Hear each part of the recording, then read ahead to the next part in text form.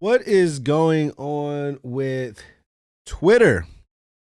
Twitter's nuts right now. Welcome back to another episode of Who Got the Aux Podcast. Now, I've been trying, if you've been listening, I've been trying to get acclimated with Twitter, but it's just tough. I haven't really figured out usefulness of it.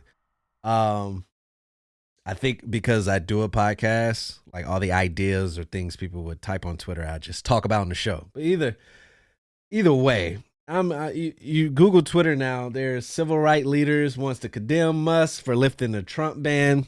Trump's back on. Ye's back on. The head of France quit. Said it's over.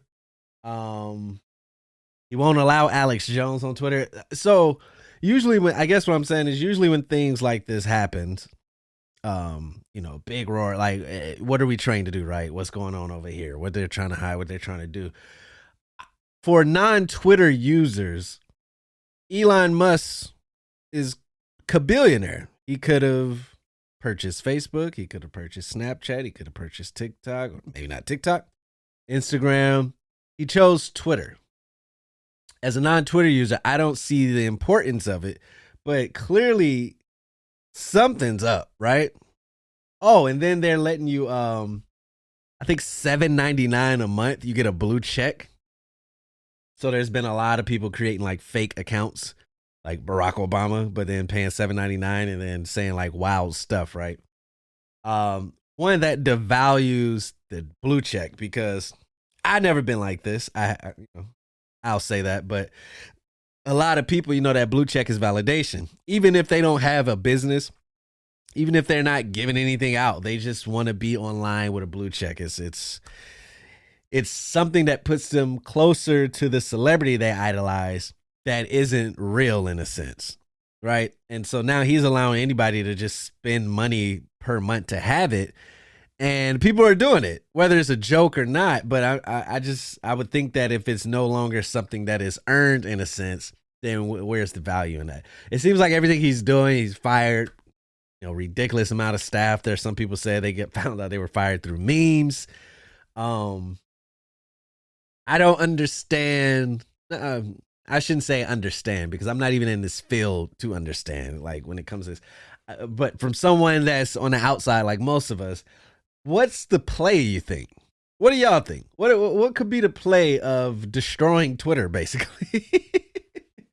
The Trump thing, I didn't really care for that. I said that when they banned him, that they had to be careful with that because just because he's saying things people may not like or whatever, at the end of the day, it's his page, it's his freedom of speech. Like clearly he had followers that liked it. So it's not to say that we were in unanimous decision of what he was saying. It's just that most of us didn't agree with it. That doesn't mean that someone should be banned offline. That's scary, right? Because then Ye might say something, Kyrie might say something, or your next favorite celebrity might wake up one day and want to speak their mind on something. And now you get banned off social media. So I always thought that was extreme.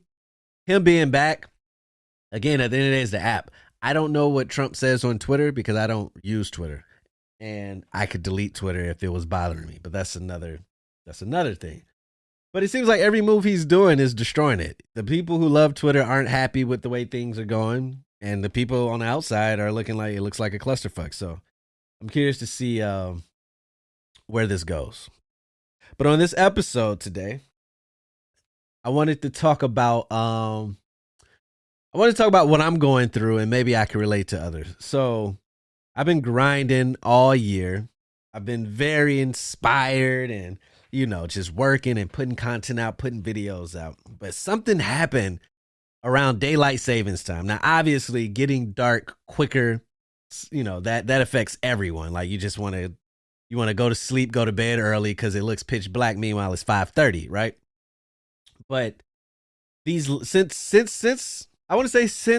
daylight savings, it's been a fight to remain consistent and create. Now, it's two reasons, right? And this is what I'm going to discuss. The first one is definitely the time change, the energy change, just, the optics of the way things look. Like normally before the daylight savings time, when it looked pitch black, it was probably like 7, 8, 9 o'clock. I've done a lot of content for the day. I went to the gym, whatever. So, you as long as the sun up, you go. But now that it gets dark at like 5:30, we've been conditioned all year to start shutting it down in a sense. I did work at nights. I did night work, and I mean, I was making videos at midnight, so that wasn't an issue. But something about this daylight savings time has kind of been sucking the energy out. And I've been fighting through it. I've been pushing through. I still, making podcasts. I'm making TikToks, but I've been fighting to get that drive that I had at the beginning of the year. And I was wondering, I was like, is it just me, or do a lot of people go through this? And maybe people have gotten to the other side. I'm working through it. I'm getting there. That was the first reason. And then I think the second reason is I've been in my head lately. And I've been in my head without acknowledging my own set of rules that I set for myself. And those rules were, in the beginning, was we're not going to focus on subscribers. We're not going to focus on numbers. We're not going to focus on any metrics. So the goal is to make good content, put it out, learn from that, better content, put it out, learn from that, better content, etc. But I had success. I've been having success, but the spring, summer, my momentum picked up.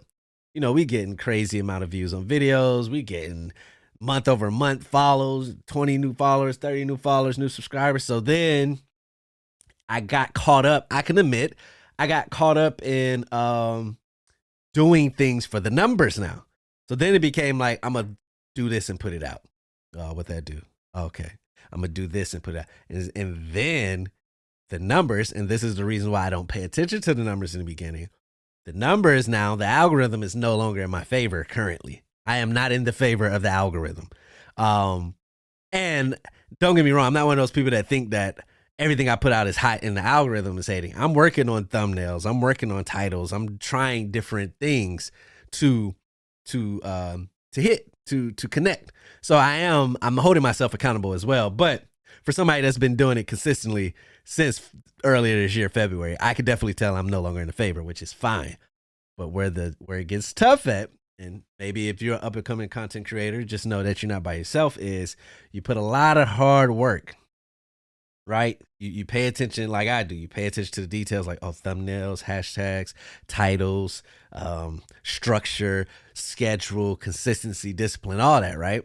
And you put something out and it flops. But then on that same app, you see other stuff that isn't on the same level of quality. They didn't take any of the marketing tips of the titles. They didn't do any thumbnails. The thumbnail is just the most basic thumbnail, and it's hitting. And it's really hitting, like huge. So it starts to mess with you, I speak for myself. It messes with me in my head because I'm like, man, like, I understand that's the game, but you start questioning things, and these are fair questions. Not necessarily if you should stop or not, but it's like, okay, I know I'm not supposed to let the numbers dictate how I approach my work, but at the same time, you can't assume that your work is perfect and doesn't need any fixing. So I'm walking that thin line of going to the drawing board for the sole purpose of getting better, and not going to the drawing board because the numbers are not reflecting how I would want them. Because I have no control over the numbers. And I've said that before. We have no control over these algorithms, who you put it out to. Think about it like this. I've had situations where I would get, what happened? I had a situation where I had more likes than views, if that makes sense. Like, it just went off like 30 likes, but then I had like 20 views or something. That don't make sense. But it was something where it was like, wait, how is that number this high if this number is that low? And that just kind of confirmed what I've been saying. Like, it's not a reflection of your work to a certain degree. Now, again, it's a weird tug and pull relationship, because in certain circumstances you might have to elevate your content, but then in certain circumstances it could be you're not in favor of the algorithm. So just trying to figure that out. It's been stressful, combined with the daylight savings time. So the energy's off. You're getting uninspired, and then when you do show up and put out your good stuff in your head, it doesn't connect, right? And honestly, The advice I would give for anybody that's coming up, it could be content, it could be rapping, it could be streaming, right? It's very simple, and it's it isn't a golden nugget. It isn't, and it could be an aha moment for somebody who's hearing it at the right time. You literally have to keep going. And it's very insane, right? It's very insane for me to keep putting out 30 to 40 videos a month and none of them hitting. But guess what? If I don't put 30 videos, you know what I'm saying? It's like, if you don't do it, you can guarantee nothing will happen, right? The only thing I can tell you that I'm doing now, which is why you probably haven't seen I was putting out 3-4 videos a day, right? Just loading them up, is that I'm going back to the drawing board before this year ends to make sure that everything is how I want it, in a sense, right? Because if you do something and it takes off, then the main focus is on that now. I mean, that's what they teach you. If you do something and that hits, well, let's make 4 more or 5 more videos of that, right? But now that everything is kind of calmed down and it's gotten back to normal, I haven't hit as many videos, which I will say though, Facebook, I was not on Facebook. I follow Gary Vee. He was saying you should be posting on Facebook. Facebook Reels, my videos are going stupid over there. Literally crazy. So if you're not on Facebook, I know Facebook is old. It's good for putting your product out there. It might not be useful for personal use, but Facebook business pages, my reels are hitting crazy. So I will say that I learned that.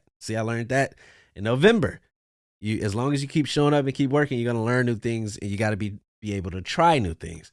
So I'm back at the drawing board now, because now I'm not riding a wave of what was working. I'm able to look at what I've gotten to this point and being like, okay, I'm going to change that graphic now that everything's slowed down. I don't want to present it that way. And I'm just making sure that before I go off and take another run, I've perfected some things, my work, the process of how I edit videos, and make sure I got shortcuts saved that maybe when I'm making it, I'm like, save it later. You know what I'm saying? You get caught up in making it.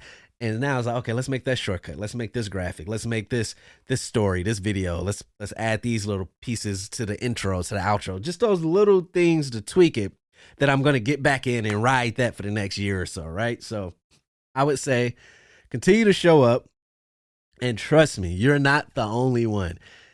It's towards the end of the year too. And that's another thing, the holiday season, like, you have family, you got Thanksgiving, Christmas, time off of work, vacation, it's colder, you just want to wrap up. It's a lot of reasons to stop. But I promise you, if you stop now, that month and a half, November to December, you're just setting yourself back. You think you're going to go into the New Year's with no momentum. You're just going to get back on the horse and ride and do what? Like, you just have to continue. But if you're going to continue, you have to be tweaking what you're doing. You have to really look at what you're putting out and really look at yourself in the mirror and, hold on 1 second. You have to really look in the mirror and just really understand that, okay, maybe what I'm doing isn't hot. Like, I think it's the hottest thing ever, but maybe it's not. Maybe it's trash. Maybe it's whatever. Try new stuff. That's what's going to keep you from being discouraged and angry. I think it was last week, I had a day where I was just like, bro, like, this is bullshit. You know what I'm saying? It's like I know what I'm doing is way better than what they gave me. I'm not saying I should be millions of followers and all that, but like, I know I'm not on this flop level. I put too much work in. I put too much marketing research in for these numbers to be that. I had those moments. And that I think that same day I talked to myself, said you gotta get back on it. I ended up making a podcast, some videos, whatever. So I was still able to create. What is going on? Oh, I still created in spite of that, but I had that day. All right, I'm trying to fix something right quick. 1 second. Here we go. Oh, yeah, Burby. Yeah, text message. So I had a day like that where it was just like, F this, like, whatever, bro, they hating, blah, blah, blah. But when you get out of your emotions and your feelings and you understand that don't, first of all, whoever they is, we don't know who it is. So you're mad at a make-believe they, the company, the algorithm, we don't know. But also pouting about it, crying about it, being mad about it. Sure, have your emotion, get it out your system. But after that, you still got to get back to work. And the toughest part about all of this, on top of everything I've said, is we're making no money. And that's the toughest part. That's what's going to separate those who really are trying to achieve their dreams and those who aren't. You got to be able to put in all this work, all this research, all this time, in spite of getting slapped in the face, in spite of not blowing up and making no money from it. Because that's really where that passion comes from. So the fact that I'm showing up, like, this is something I really want to do. But again, somebody was like, well, you do it at your job. The difference is I can work at a job I hate when that check come every 2 weeks.